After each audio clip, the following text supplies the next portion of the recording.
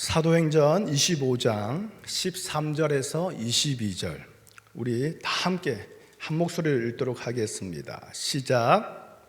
수일 후에 아그리빠 왕과 버니게가 베스도에게 문안하러 가이사랴에 와서 여러 날을 있더니 베스도가 바울의 일로 왕에게 고하여 이르되 벨릭스가 한 사람을 구류하여 두었는데 내가 예루살렘에 있을 때에 유대인의 대제사장들과 장로들이 그를 고소하여 정죄하기를 청하기에 내가 대답하되 무릇 피고가 원고들 앞에서 고소 사건에 대하여 변명할 기회가 있기 전에 내주는 것은 로마 사람의 법이 아니라 하였노라.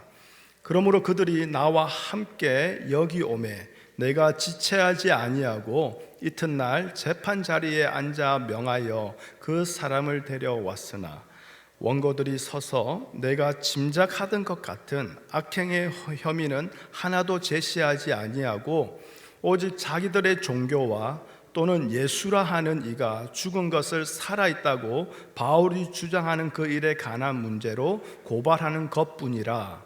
내가 이 일에 대하여 어떻게 심리하는지 몰라서 바울에게 묻되 예루살렘에 올라가서 이 일의 신문을 받으려느냐 한즉 바울이 황제의 판결을 받도록 자기를 지켜주기를 호소하므로 내가 그를 가이사에게 보내기까지 지켜두라 명하였노라 하니 아그리빠가 베스도에게 이르되 나도 이 사람의 말을 듣고자 하노라. 베스도가 이르되 내일 들으시리이다 하더라. 아멘. 주님 감사합니다. 이 시간 다시 한 번 더 주의 말씀 앞에 섭니다. 하나님, 이 말씀이 오늘 내 영혼을 살리는 말씀이 되게 허락하여 주시옵소서. 세상에서 무너지는 말씀이 되게 허락하여 주시옵소서. 그러나 그곳에서 하나님을 만나고 세상이 빼앗을 수 없는 기쁨과 평안을 누리는 말씀이 되게 허락하여 주시옵소서. 예수님의 이름으로 기도합니다. 아멘. 성탄과 연말 또 그리고 새해를 보내면서 그동안 우리가 함께 나누었던 사도행전 말씀을 잠시 멈추었습니다.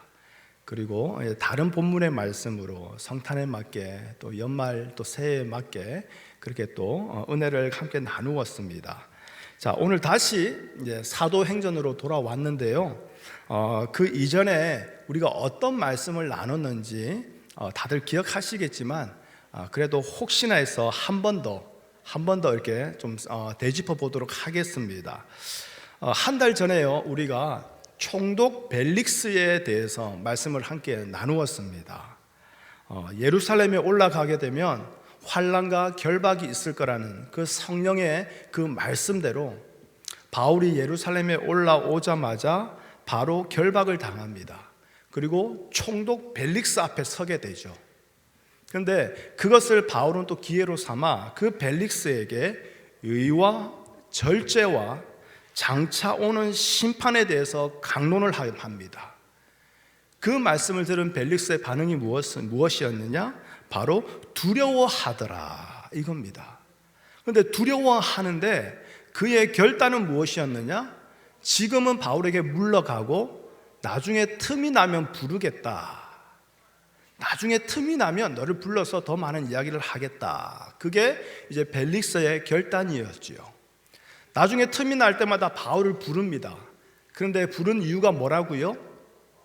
선교 헌금을 들고 온 바울을 보면서 혹시 돈을 받을 수 있을까 싶어서 바울을 틈이 나면 불렀던 거죠.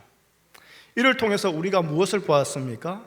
신앙생활은 나중에 틈이 나서 하는 게 아니라고 말씀드렸습니다.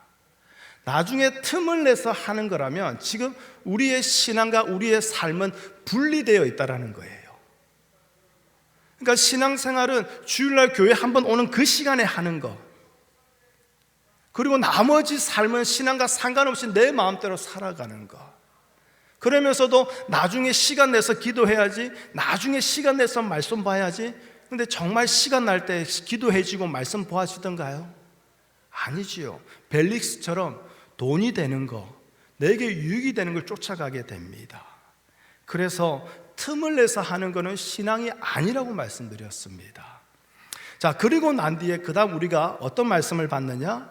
바로 벨릭스의 후임으로 이젠 베스도가 오게 됩니다.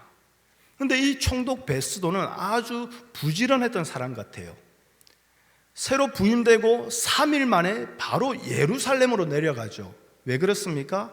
유대 지역을 자기가 아무 문제 없이 다스리기 위해서는 그 유대 지역의 절대적인 다수가 되는 그 유대인들의 협조가 반드시 필요하거든요.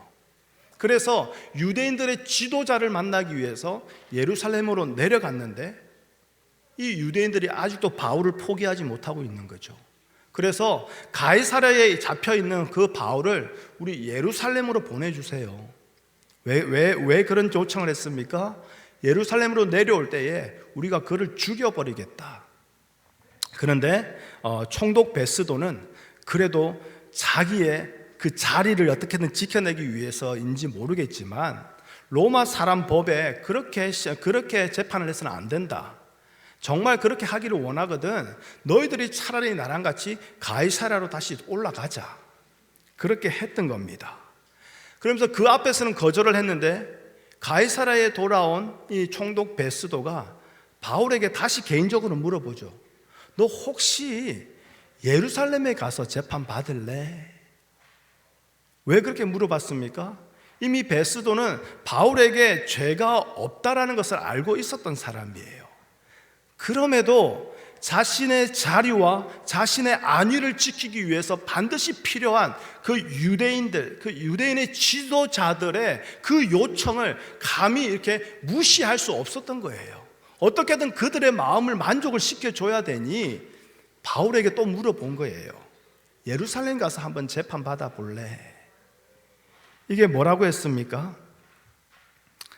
그 베스도의 삶의 인도자는 하나님의 말씀이 아니라 바로 내 눈에 보이는 지금의 유익함, 그렇죠?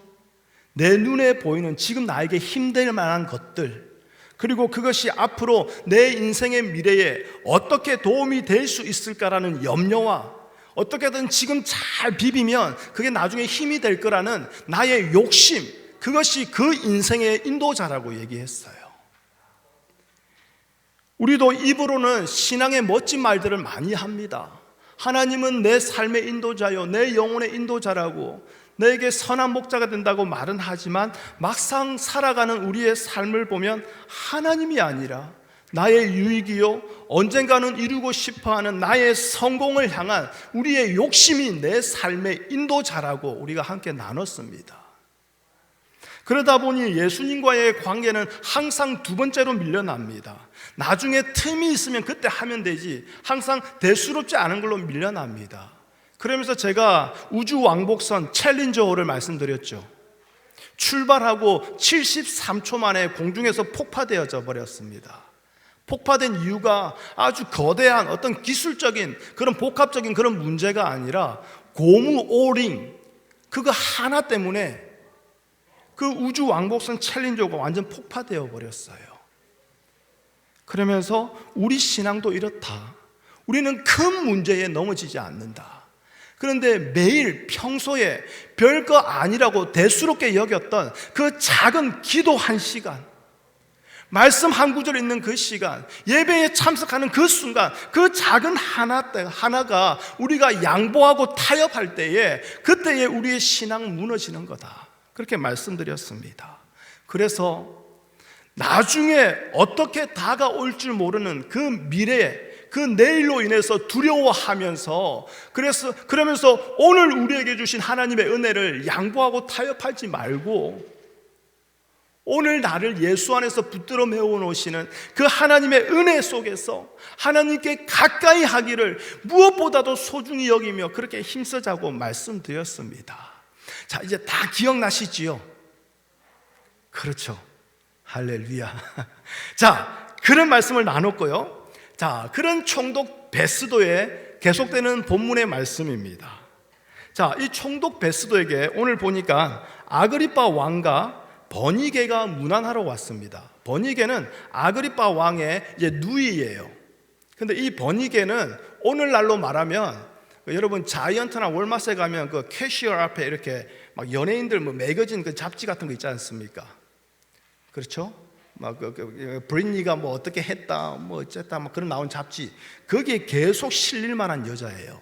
이 버니게가요, 지 마음대로 결혼하고 지 좋을 대로 이혼하고 그러다 결국에는 오빠하고 아그리빠 왕하고 또 결혼하고 하여튼 아주 문란한 그런 여자였습니다. 그런데 자, 그 버니게가 아그리빠 왕과 함께 지금 총독에게 문안하러 왔다고 해요. 여러분 이상하지 않습니까? 왕이 더 높은 사람 아닙니까? 그러면 베스도 총독이 왕에게 문안하러 가야지 왜 왕이 거꾸로 총독에게 문안하러 오느냐고요. 자, 여기서 말하는 이 아그리빠 왕은 로마의 황제 가이사를 말하는 게 아니에요. 우리는 시저스께 영어로 하지만 여기서 말하는 아그리빠 왕은 로마의 황제가 아니라 갈릴리와 그 주변 도시를 이렇게 다스리는 분봉왕이에요. 분봉왕. 당시 로마 제국은 어떻게 했냐면 자신들이 어떠한 영토를 이렇게 영토를 가지게 되었다. 그 영토를 정복했다. 그러면 그 땅을 로마가 직접 다스리지 아니하고 그 땅에 원래 살고 있던 토착민들, 원주민들, 네이티브들 거기서 사람을 뽑아서 거기를 다스리게 했어요. 그러니까 아주 현명한 거죠. 그들의 삶과 그들의 문화를 다 인정해 주되 통치하는 그 사람은 로마 제국의 영향을 받고 로마 제국의 말대로 거기를 통치할 수 있도록 해준 거죠. 그러니까 유대 지역을 어떻게, 이 분봉왕은 뭐냐? 로마가 3분의 1이나 4분의 1로 이렇게 그냥 케이크를 자르듯이 잘란 거예요. 그러면서 이쪽 지역은 네가 다스리고 이쪽 지역은 네가 다스리라. 그런데 이 한 지역을 다스리는 갈릴리와 그 지역의 도시를 다스리는 그 분봉왕이 바로 이 아그리빠였다라는 거예요. 그리고 이 모든 지역에 더 실질적인 권한을 갖고 있는 로마로부터 직접적인 파견을 받아온 총독이 있으니 이 분봉왕은 당연히 새로 온 총독에게 인사를 드리러 가는 게 마땅한 거죠. 자, 그런데요, 이때 이 아그리빠 왕은 무슨 일인지 모르고 그냥 자기가 잘 보이기 위해서 문안하러 왔는데 베스도에게는 너무나 반가운 인물이 된 거예요. 자, 지금 베스도는요, 이 바울의 이 재판을, 이 사건을 자기 손에서 해결할 수 없게 됐어요. 그래서 이 사건을 이제는 어떻게 해요? 로마 황제에게, 오늘날로 말하면 대법원에 올려야 돼요. 그러면 그 대법원에 올리려면 그 이 사건의 어떤 개요를 작성해야 되지 않습니까? 이런 일이 있었고 이런 어떤 범죄함이 의심된다. 뭐 이렇게 해서 뭐 무죄로 보여진다. 뭐 이러면서 보고서를 작성을 해야 되는데 막상 유대인들이 고소한 이 사건을 보게 되면 황제에게 보고할 만한 어떤 로마의 법이나 정치적으로 잘못된 어떤 그런 자료를 전혀 찾지를 못한 거예요. 참으로 난감할 수밖에 없는 이때에 유대인의 종교에 아주 정통하고 아주 잘 알고 있는 유대 지역을 특별히 집중적으로 다스리는 이 아그리빠 왕, 이 분봉왕이 그의 누이와 함께 찾아온 거죠. 그러니까 지금 이 베스도가 너무 반가운 거예요. 게다가 아그리빠 분봉왕은요, 유대인들, 당시 갈릴리 지역에 있던 그 유대인들 중에서 대제사장에 대한 임명권도 가지고 있거든요. 그러니까 유대인에 대해서 아주 잘 아는 사람이라는 거죠. 그러니까 그에게 지금 이 자기의 고민을 털어놓는 거예요. 새로 총독에 임명에 부임된 지 얼마 되지도 않아서 예루살렘에 대한 상황도 잘 모르는, 그래서 뭐 어떻게 결정하고 어떻게 일을 풀어나갈지 모르는 이 상황에 정말 귀한 사람이 오게 된 거죠. 그러면서 그에게 자신의 생각을 말합니다. 그게 오늘 우리가 읽은 사도행전 25장 18절하고 19절이지요. 자, 18절 보시면 알겠지만, 자, 베스도가 자기의 속마음을 얘기하죠. 내가 아무리 이 사건을 봐도 자기가 짐작하고 생각하던 아주 중한 범죄, 아주 심각한 그런 악함은 없다. 그러면서 19절에 뭐라고 합니까? 오직 자기들의 종교와 또는 예수라 하는 이가 살아있다고 바울이 주장하는 그 인에 관한 문제로 고발하는 것뿐이라. 이렇게 말합니다. 무슨 말입니까? 예수라는 자기들의 종교 문제일 뿐이다. 아마 베스도는 유대인들의 태도가 워낙 강경하게 저 바울을 죽여야 된다 그렇게 나왔기 때문에 심각한 범죄가 있을 거라고 생각을 했던 것 같아요. 그런데 막상 바울을 재판에 데려와서 세웠는데 유대인들은 베스도가 생각했던 그런 심각한 아주 중범죄에 대한 것은 하나도 언급하지 않고 그저 자기들의 종교 이야기, 예수라는 것뿐이었다, 그걸 말하고 있는 거죠. 이 베스도의 말에서 우리 한 가지 알게 되는 것은 무엇입니까? 아무것도 아닌 일이다, 대수롭지도 않은 일이다, 황제에게 보고하기가 부끄러운 일이다, 그 말 아닙니까? 저는요, 이 말씀을 준비하면서 베스도의 이 말이 갑자기 저에게 두려움으로 다가왔어요. 그러면서 하나님이 저에게 경고의 말씀을 주시는 것 같았어요.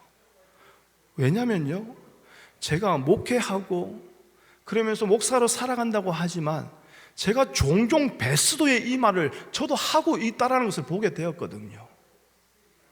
우리가 2024년 새해가 시작된 지 지금 정확하게 2주가 흘렀습니다.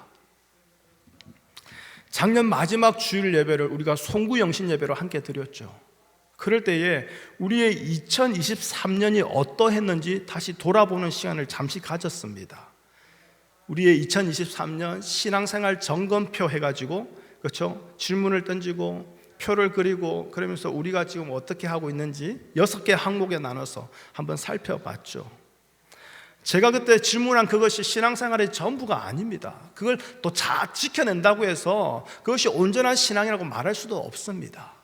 그런데 저도 그렇지만 제가 예배 끝나고 몇 분들이 그 주보를 이렇게 자리에 남겨두고 가셨더라고요. 누구 건지는 알지 몰라요. 그런데 이제 주보 뒷면에 이렇게 표 그리고 한 거 있잖아요. 그 표 그린 그 주보가 한 몇 장이 남아 있더라고요. 제가 봤는데요, 와, 처참하더구먼요. 이게 그 표, 그 육각형이 이렇게 크게 빰빰빰 이렇게 있는 게 아니라 다 여기서 요만큼 이렇게 쪽쪽쪽 놀고 있더라고요, 이렇게. 그러니까 그만큼 어떻게 보면 제대로 못했다는 얘기도 되겠지만, 근데 그걸 못했기 때문에 신앙생활을 잘못했다, 그게 아니라 제가 말씀드린 것은 우리의 마음이 어디에 가 있었기에, 우리의 생각과 우리의 관심이 어디에 가 있었기에 우리가 2023년을 그렇게 살아왔을까, 그걸 되돌아보자, 그런 시간이었지 않습니까? 그러면 여러분, 2024년이 되고 2주가 지났어요. 좀 달라지셨습니까? 어떻게 좀 변화된 게 있습니까? 예수님을 말하면서 또 오늘 베스도처럼 그 예수님이 죽고 부활하신 사실도 알지만 베스도와 같은 그런 마음으로 하루하루를 살아오지는 않았습니까? 우리에게 가장 중요한 문제는 예수 그리스도인데, 우리가 가장 중요한 것은 그분 안에서 죽고 사는 문제인데, 이것을 알고 이것을 다 인정하고 있는데 그럼에도 불구하고 정작 내 삶은 세상 사람들처럼 세상을 살아가는 문제, 내 육신의 문제, 나에게 유익이 되고 힘이 되는 돈의 문제가 우선이 되어서, 그런데 모든 신경을 다 쏟으면서 민감하게 반응하며 바로 그것으로 달려가며 살아가지만, 예수님과의 문제는 예수라는 것 뿐이더라, 그런 태도로 살아오지 않으셨습니까? 목회를 하는 저도 종종 저렇더라고요. 예수님과의 관계보다요, 교회 일이 더 우선이 될 때가 많아요. 교회 그 일을 해야 되고, 교회 그 일을 해결해야 되고, 그러다 보니 예수님과의 그 어떤 개인적인 관계, 깊은 그 개인의 어떤 시간이요, 어느 순간 나중에 하기가 밀려나더라고요. 자꾸요. 여러분, 그렇다면 지난주 우리 이 말씀 보았죠? 고린도전서 15장 19절 말씀 뭐라고 합니까? 만일 그리스도 안에서 우리가 바라는 것이 다만 이 세상의 삶뿐이면 모든 사람들 가운데 우리가 더욱 불쌍한 자라, 가장 불쌍한 자라. 그럼 우리가 가장 불쌍한 자일 수밖에 없는 거예요. 제가 여러 번 말씀드렸지만 오늘 다시 말씀드릴게요. 창세기 2장에 가보면요, 하나님은 그 에덴 동산에다가요 선악을 알게 하는 나무를 두셨어요.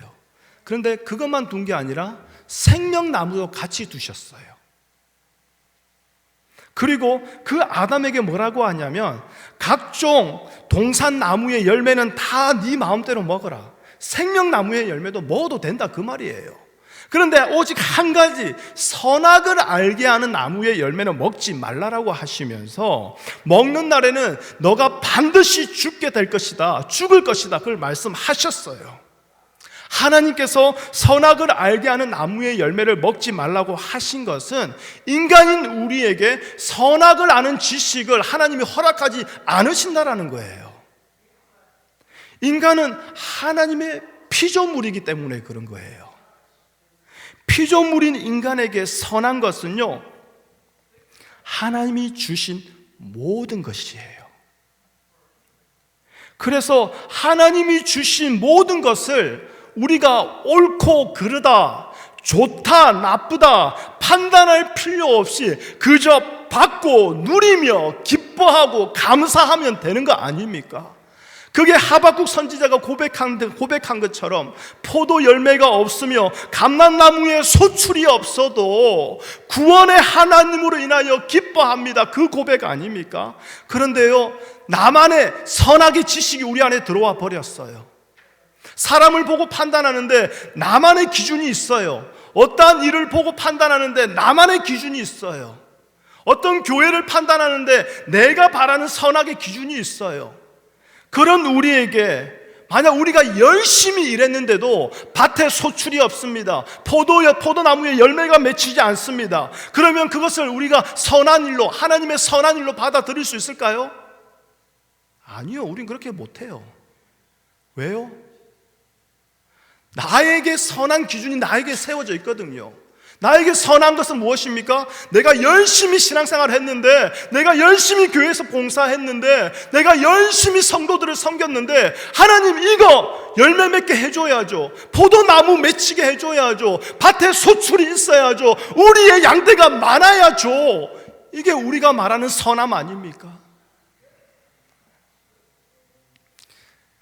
그래서 하나님이 생명나무를 주시면서까지도 선악과를 먹지 말라고 하신 것은, 선악과를 선악과는 결국 하나님을 떠나는 길이라는 거예요. 하나님을 대적하는 길이라는 거예요. 선악과를 먹는 순간 하나님이 주신 모든 것으로 만족하며 기뻐하는 그 피조물의 위치에 있지 못하게 돼요. 하나님이 선악과를 먹지 말라고 하면서 생명나무를 같이 주신 것은 무엇입니까? 선악의 기준이 오직 하나님 한 분이 돼요.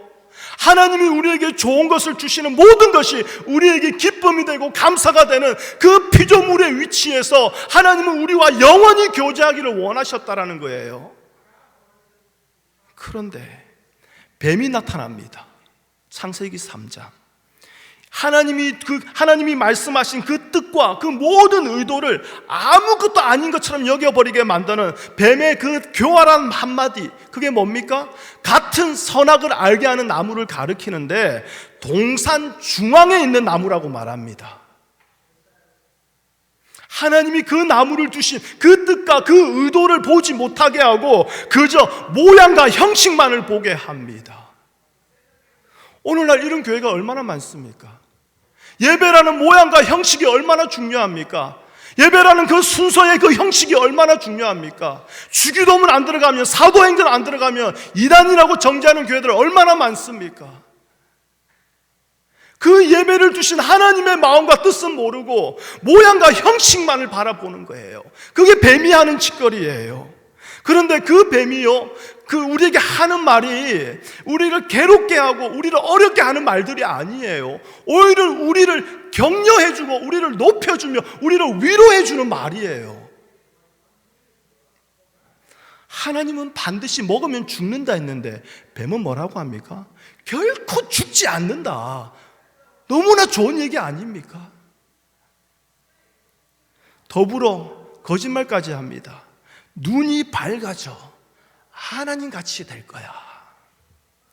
우리 존재를 업그레이드 시켜줍니다. 그러니 그 나무를 본즉 먹은직도 하고 보암직도 하고 지혜롭게 할 만큼 탐스러웠다라고 말하고 있지 않습니까? 여러분, 이게 사탄이 역사하는 방법이에요. 여러분, 광야에 계신 예수님께요, 마귀가 찾아와서 예수님을 유혹하죠. 근데 그 시험한 모든 것들이 오늘 우리가 추구하고 꿈꾸며 생각하며 살아가는 것들 아닙니까? 돌을 떡으로 만드는 거, 그거 세상이 바라는 신 아닙니까? 나의 배고픔을 해결해 주는 신, 나에게 풍족함을 해결해 주시는 신. 교회 다니는 많은 성도들이 믿음 하면서 그 믿음에서 기대하는 것이 바로 돌이 떡이 되어 내 삶을 풍요롭게 해주시는 그 신을 기대하고 있는 거 아닙니까? 그러니 내가 어떻게 신앙생활 했고, 내가 어디를 선교 갔다 왔고, 내가 어떤 교회에 어떻게 건축을 했고, 그 모든 것들이 다 내 머릿속에 남아있는 거 아닙니까? 이렇게 열심히 했으니 이에 맞게끔 돌이 떡이 되도록 변화시켜 달라고 그렇게 우린 요구하지 않습니까? 두 번째 뭡니까? 성전 꼭대기에서 뛰어내리라는 시험입니다. 이건요, 시편 91편의 말씀을 마귀가 가져온 거예요. 시편 91편을 보시면 알겠지만요, 그 말씀은 하나님께서 자기 백성을 지키고 보호하심으로써 하나님이 누구신가를 증거하는 그 말씀인데, 이 마귀는요 참으로 교활하게요 그 말씀을 그대로 가져왔는데 어디를 사용하게 하느냐? 자신을 나타내고 자신을 증거하는 말씀으로 이 말씀을 사용해버려요. 성전 꼭대기에서 뛰어내려도 죽지 않는 하나님의 아들임을 네가 보여라. 이게 우리에게 너무나 달콤한 말 아닙니까? 나에게 모든 관심이 있고 자기를 증명하고 자기를 높이기를 원하는 우리가 바라는 바 아닙니까? 하나님을 보지 아니하고 나 자신을 보고 있는 자들에게는 참으로 힘이 되는 말씀 아닙니까? 세 번째, 마귀에게 엎드려 경배하면 천한 만국과 그 영광을 준다라는 거, 이거 한번 해볼만 하지 않습니까? 그냥 한번 머리 그냥 숙여주면 세상의 힘과 영광을 다 준다라는 거예요. 해볼만 하지 않습니까? 삶의 목적과 이유가 세상의 힘을 얻는 것이고 세상의 부유를 얻는 것인데 그까짓 거 뭐 한번 절하면 되지. 이처럼 세상의 힘을 얻고 세상에서 영광된 존재로 한 인생 멋지게 살아보자는 것, 이러한 우리의 꿈을 도와주는 존재로 마귀가 다가온다라는 거예요. 그러면 여러분, 신앙생활이라고 다를까요? 선악을 알게 하는 나무로 우리의 삶의 인도자와 완전한 통치자가 되시는 그 하나님을 보고 그 하나님 앞에서 우리가 어떠한 존재인지를 발견하게 되는 그 선악을 알게 하는 나무가 아니라 지금 나와는 상관없고 저 멀리 떨어져 있는 동산 중앙에 있는 나무라고 취급하면서 우리의 삶과 신앙을 분리시켜놓고 있는 그 마귀가 항상 우리를 격려하며 우리를 위로하며 다가옵니다. 뭐라고요? 그래, 주일날 거기 10시에 예배 있는 거 알지? 너 일주일 동안 수고하고 힘들었잖아. 매일매일 그렇게 일하면서 너만의 시간도 없었잖아. 그러면 동산 중앙에 있는 그 교회 가서 예배 한번 드리고 나머지는 빨리 네 시간 해. 좋은 시간 보내. 친구들도 못 만났고 너 사업하는 것도 다 지금 캐치업해야 될 게 얼마나 많어. 너 그렇게 살아야서, 그래서 네 인생도 즐기고 해야지. 동산 중앙에 가서 예배 한번 드리고 오면 돼. 그게 우리에게 말하는 마귀의 속삭임 아닙니까? 살아계신 하나님의 얼굴을 대하는 이 시간, 우리의 인생의 주인이 누구신지, 우리가 어떠한 은혜와 어떠한 사랑으로 예수 안에 붙들려서 지금도 이렇게 예배의 자리에 서 있게 됐는지 그것을 확인하고 다시 기억하며 감사하기를 기대하고 갈망하는 그런 예배의 시간이 아니라 주일날 교회에 한번 모여주면 되는 형식과 모양으로 우리에게 속삭입니다. 어디까지나 동산 중앙에 있는 나무일 뿐입니다. 바쁘고 힘든데 주일 예배라도 지키면 최소 죽을 때 천국은 갈 거야, 천국 티켓은 확보할 거야, 딱 그 정도만 하면 충분하다고 말합니다. 예배는 드리는데 그 예배에 예수님이 없어요. 예배 드리는데 도대체 예수님이 어디에 계십니까? 예수님과 아무런 상관없이 오직 나를 위해서 일주일 동안 종교적인 그 죄책감에서 자유롭고자 동산 중앙에 왔다가 그냥 마당만 밟고 돌아가는 거예요. 여러분의 일주일 삶은 어떠했습니까? 예수님이 계셨습니까? 예수님과 어떤 관계를 맺으며 살아오셨습니까? 그 관계를 지키기 위해서 어떠한 대가를 치르고 계셨습니까? 입으로는 예수님이 전부라는 종교적인 멋진 말들은 다 하고 있지만 내 삶에 조금이라도 바쁜 일 생기면 골방의 기도 시간이 예수라는 것뿐이라고 치부되지 않습니까? 하나님의 말씀을 묵상하며 하나님과 깊은 교제의 그 개인의 묵상 시간이 예수라는 것뿐이라고 대수롭지 않은 것으로 취급되지 않습니까? 아내와 자녀들과 함께 앉아 아침마다 늘 새롭게 부어주시는 그 은혜를 나누는 그 시간이 예수라는 것뿐이라고 말한 베스도처럼 아무것도 아니고 대수롭지 않은 일로 밀려나 버리는 거 아닙니까? 여러분, 예수 없는 인생을 한번 생각해 보셨어요? 어떤 마음이 드십니까? 돈 없는 인생에 비해서 예수 없는 인생이 더욱더 비참하고 불쌍하다는 생각이 드십니까? 혹시 이 땅에서 보란듯이 성공하여 일평생 누릴 거 다 누리며 행복하게 그렇게 무병장수하며 살다가 죽을 때에도 자녀들에게 큰 유산 남겨주는 인생이라 한다 할지라도 예수 없이 죽게 된다면 그 인생이 참으로 비참하고 불쌍하다라는 그러한 시각이 있습니까? 그러한 생각이 있습니까? 정말 그렇게 생각하십니까? 그렇다면 정말 그 생각처럼 오늘도 그렇게 살아가고 계십니까?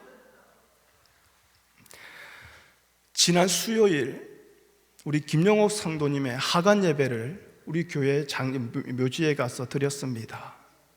물론 그 영혼은 하나님 앞에 올라갔으리라 믿습니다. 그런데 그 인생이 한 줌의 흙으로 요만한 박스에 담겨서 거기에 올라와 있더라고요. 그 자리에서 거기 참석한 성도들과 이런 말씀을 짧게 나눴습니다. 왜 하나님이 우리를 흙으로 만드셨을까? 이왕이면 좀 모두가 부러워하고 갖고 싶어하는 금이나 다이아몬드로 만들어주면, 그렇죠? 이 세상 한번 좀 휘황찬란하게 멋지게 사람들의 관심 받고, 그렇죠? 칭찬받으면서 정말 빛나게 한번 살아보고 갈 텐데, 금과 다이아몬드가 아닌 왜 아무런 볼품없는 사람들이 밟고 다녀도 신경도 쓰지 않는 그런 흙으로 먼지로 우리 사람을 만드셨을까? 그것은 다른 게 아니라 바로 흙이 가진 진리 때문이라고 말씀드렸어요. 흙은요, 심은 대로 거두기 때문이에요. 깻잎 심으시죠? 좀 이제 3월달, 4월달 되면 이제 부지런히 또 심으실 거예요. 그렇죠? 깻잎 심으면 뭐가 나옵니까? 깻잎 나와요. 고추 심고 오이 심으면 고추 나오고 오이 나와요. 그게 흙이에요. 다이아몬드의 금에다가요, 모든 정성 다 쏟아붓고 물 주고 그냥 영양분 주고 뭐 계란 깨가지고 넣고 뭐 별짓을 다 해도요, 거기에 깻잎 심으면 깻잎 안 나와요. 그래서 하나님은 우리를 흙으로 만드신 거예요. 무슨 말입니까? 우리의 코에 숨이 있는 이 순간까지 하나님은 끊임없이 우리에게 예수 그리스도 그 말씀을 뿌리신다라는 거예요. 심어 놓으신다라는 거예요. 그런데요, 하나님 앞에 설 때요, 예수님이 뿌려 놓으신 그 예수라는 씨가 결실을 맺지 못하는 흙이 있다라고 얘기해요.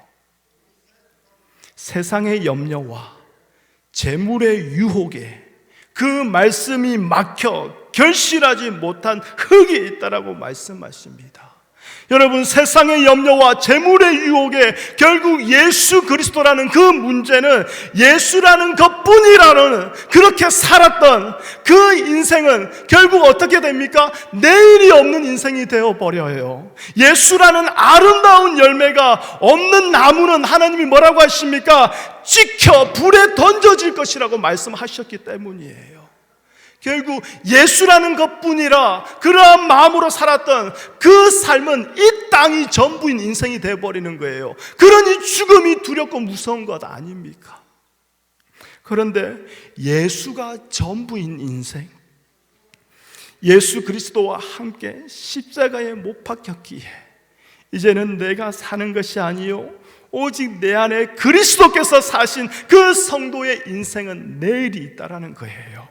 이 땅이 전부가 아니라 새로운 영원한 세상이 기다리고 있다라는 거예요. 죽음으로 끝나는 것이 아니기에 죽음조차 초월할 수 있는 예수 있는 인생을 살아가게 된다라는 거예요. 그래서 사도들이 뭐라고 말합니까? 죽음의 권세가 어디에 있느냐? 사망아, 너의 권세가, 너의 힘이 어디에 있느냐? 죽음을 초월한 예수 생명 누리는 인생으로 살아가는 것, 그게 바로 예수가 전부인 인생으로 살아가는 성도의 삶 아니겠습니까? 거기서 더 많은 돈 벌고 더 큰 집 사고 내 자식 더 좋은 직장에 들어가는 그런 세상 사람들의 삶에 자꾸 끼어 들어가려고 해요. 이 성도의 복된 인생을, 복된 삶을 내버려 두고 자꾸 왜 그냥 하수도 같은 시궁창 같은 거기 자꾸 들어가십니까? 개가 토한 것을 다시 먹으며 돼지가 자기 똥에 다시 뒹구는 것처럼 왜 거기로 자꾸 돌아가려고 하십니까? 거기서 세상과 숫자 싸움하고 돈 싸움하고 힘 싸움하면서 내 힘으로 안 돼 보니 거기에다가 믿음까지 동원해서 예수까지 동원해서 어떻게든 그 싸움에서 이겨보려고 애쓰고 있습니다. 여러분, 이것은 예수가 전부인 성도가 아니라 예수라는 것뿐이라는 그 종교인들이 가고 있는 길이에요. 여러분, 이 길로 가면 안 돼요. 큰일 나요. 정말 큰일 나요. 이 길로 가고 계십니까? 돌아서십시오. 돌아서십시오.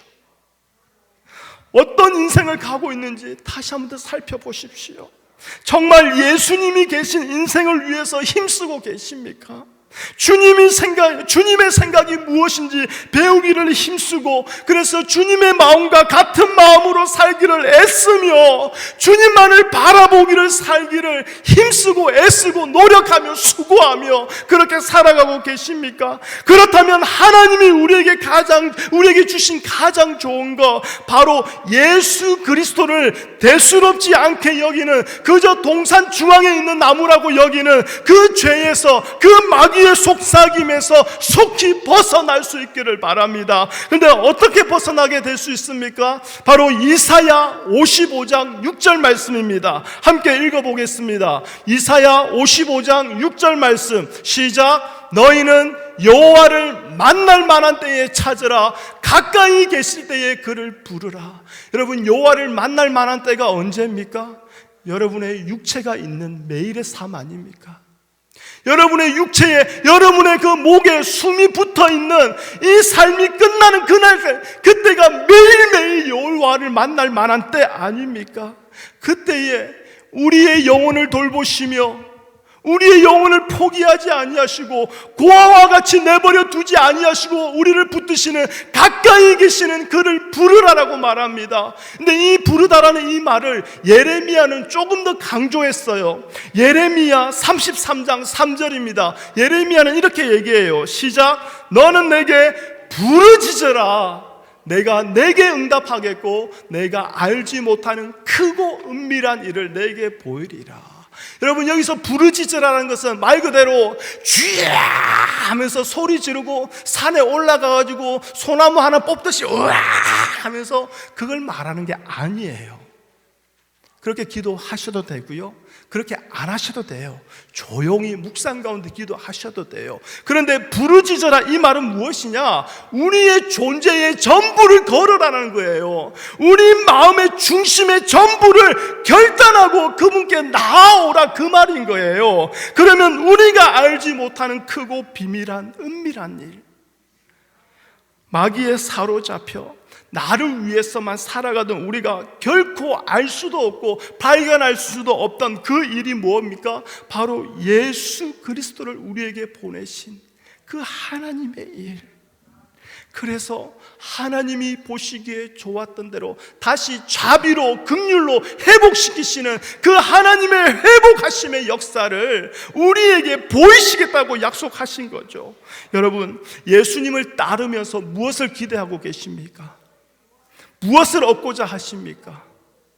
예수님은 반드시 우리에게 좋은 것을 주시는 분이십니다. 그 좋은 것이 하와에게 다가왔던 뱀이, 그리고 예수님에게 다가왔던 그 마귀가 준다고 했던 것들일까요? 만약 그랬다면요, 예수님은요 마귀와 팀 사역을 하셨을 거예요. 그러면서 이 땅에요 메가 철치를 엄청나게 세웠을 거예요. 그렇지 않겠습니까? 그리고 우리에게도 하나님의 나라와 의를 구하라 하지 아니하고 처음부터 이 세상의 것, 무엇을 먹을지, 무엇을 마실지, 무엇을 입을지 그거를 구하라고 말씀하셨을 거예요. 그런데 그러지 않으셨다라는 거예요. 그건 무슨 말입니까? 우리가 가진 선악의 기준으로 우리가 바라고 우리가 원하던 그 세상의 것은 결국 헛된 것이라는 거예요. 참 생명나무 되시는 그 예수님은 당신을 따르는 자에게 영생을 약속하셨어요. 그리고 그것을 얻는 자 되게 하기 위하여서 오늘 우리를 깎고 다듬으면서 우리를 만져가시는 거예요.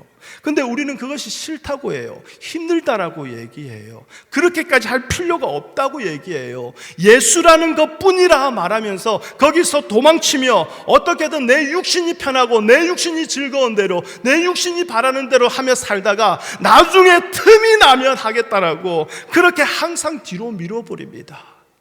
그런데 하나님은요, 그렇게 선악과를 먹은 그 인간을 자비와 긍휼로 가죽옷을 입혀주셨어요. 가죽옷, 창세기에 처음으로 살인이 나타났습니다. 가죽옷을 입히기 위해서는 어떠한 생명을 죽여야 되는 거 아닙니까? 그게 바로 예수 그리스도 아닙니까? 하나님은 오늘도 우리에게 예수님의 그 가죽옷을 입혀주시고 우리를 포기하지 아니하시고 붙들어 가시는 거예요. 이것이 우리가 받아 누리고 있는 복입니다. 은혜입니다. 하나님의 사랑입니다. 그렇다면 기뻐하고 감사할 수 있는 이유가 넘치는 거 아니겠습니까? 결코 예수라는 것뿐이라는 그 돼지 같은 그러한 인생으로 돌아가시면 안 됩니다. 우리가 결국에 갈 곳이 어디인가를 잊지 마십시오. 우리가 무엇으로 누구 때문에 그곳에 가게 되는가를 여러분 반드시 생각하시면서 우리에게 보배가 되시는 그분만이 전부가 되는 삶을 살아가기를 부르짖으며 애쓰며 찾으며 그렇게 살아가시기를 부탁드리겠습니다. 그럴 때에 온 땅을 감찰하시며 전심으로 자기에게 향하는 자들을 향하여 능력을 베푸시는 하나님께서 밭에 소출이 없어도 외양간에 송아지가 없어도 오직 구원의 하나님으로 인하여 기뻐하고 감사하는 그 성도의 길을 반드시 지켜주실 것입니다. 여러분, 예수라는 것뿐이라가 아니라 예수가 전부이다라는 그 인생의 길을 걸어갈 수 있게 되기를 바랍니다. 기도하겠습니다. 주님 감사합니다. 입으로는 신앙의 멋진 말들, 종교의 멋진 말들을 다 하지만 항상 내 삶 속에서는 예수라는 것뿐이라로 언제나 예수님이 뒷전으로 밀려납니다. 그러면서도 힘들고 어려울 때 왜 도와주지 아니하냐고 불평합니다. 하나님, 너무나 지독하게 우리 중심으로 살아갑니다. 너무나 지독하고 악하게 모든 것이 나를 위한 것으로 그렇게 해석하고 받아들이며 살아갑니다. 하나님, 이러한 우리에게 오늘 주의 말씀으로, 성령으로